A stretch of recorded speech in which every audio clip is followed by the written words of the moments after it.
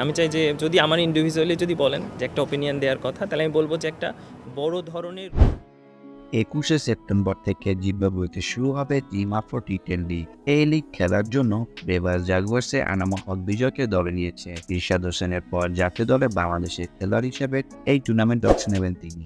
এক বিবৃতিতে এমনটাই জানিয়েছে বেবাস জাগুয়ার্স। 22 বছর বয়সী লেগ স্পিনার রিশাদকে এর আগে হারারে বুলসের দলে বেড়ায়। বিজয়ের সাথে বুলয়ের ব্যবসায় তারা লাইন আপে খেলবেন অস্ট্রেলিয়ার কিংবদন্তি ব্যাটার ডেভিড ওয়ার্নার এবং ওয়েস্ট ইন্ডিজের কার্লোস ব্র্যাথওয়েট। এই দুই ক্রিকেটারকে আগেই দলে বেড়ায় বুলয়ে বেবার্স। বাংলাদেশ থেকে গত বছর টিম আফ্রো টি10 লিগের উদ্বোধনী আসরে অংশ নিয়েছিলেন মুশফিকুর রহিম এবং তাসকিন আহমেদ।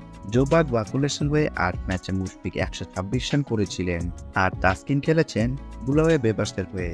7 ম্যাচে 11 উইকেট নিয়েছিলেন এই পেসার। হয়েছিলেন টুর্নামেন্টের চতুর্থ সর্বোচ্চ উইকেট শিকারী।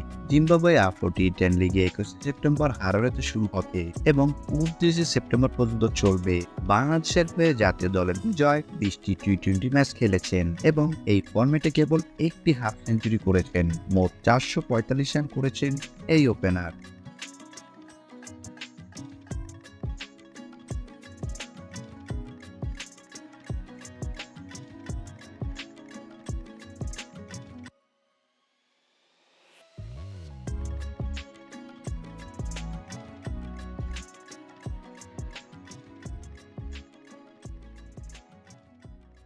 ভিডিওটি দেখার জন্য অসংখ্য ধন্যবাদ।